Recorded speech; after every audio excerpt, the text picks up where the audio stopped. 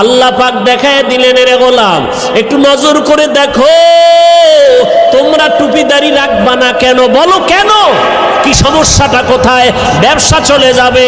কই, টুপিদারিওয়ালারাও তো কোটি টাকার মালিক, ব্যবসা করে, তুমি কেন বলবা টুপিদারি রাখলে নবীর তরিকায় চললে পারি না?